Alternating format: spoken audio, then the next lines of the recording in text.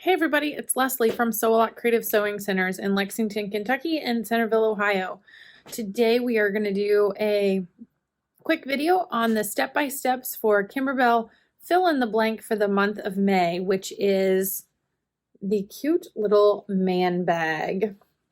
So we're going to use one of the zipper bag blanks along with some leather and some stitching to create this cute little boxed bag, great for carrying your razor, your shaving kit, all of those good things can be tucked right down inside of there. Makes it easy for travel, great for a carry-on. If you're allowed to carry on a razor, I don't know if you are, but a great little place to store all those little belongings, easy to find in your suitcase with a cute little design. So we're going to go ahead and get started. I'm going to show you how to prep and press your fabric, get your hoop ready, as well as stitch this design out. And then the biggest part of this tutorial is going to be doing the stitching to create this little bag out of your flat bag. All right, let's get started. So the first thing we're going to do to get started is we're going to take our blank out of the plastic bag that it came in.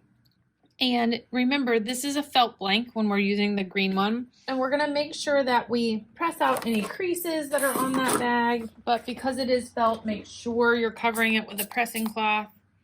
I hit it with a little flatter spray. You don't wanna put your hot iron directly on that felt and melt it. And you may not want your iron all the way up on its highest setting like you do for cotton and things. You might wanna turn that down to a synthetic.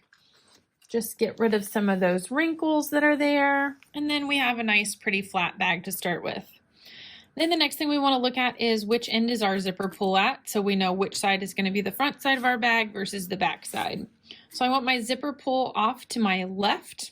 And I'm going to take a piece of fusible backing. Woven Fusible works well, SF101 from Pellon works well, or Kimberbell has a great fusible backing as well that is now available. So if you haven't picked one of those up, it's a great piece of stabilizer to add to your collection. I cut it just a ½ inch smaller than what the bag panel measures, which is 6 by 9 for this particular bag.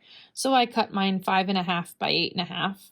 And I'm just going to put the rough side or the glue side against the back side and center it on my blank, on the front side of my blank. And then I'm going to press it with my iron to activate that glue. By adding this piece of Woven Fusible or SF101 fusible backing, you are creating an extra layer of stabilization on the fabric so that when we do those pretty embroidered stitches, it keeps things from drawing up, keeps things laying nice and flat. So it just gives us a little extra stabilizer there. So once we have that pressed on, all nice and neat, we're all ready to go there.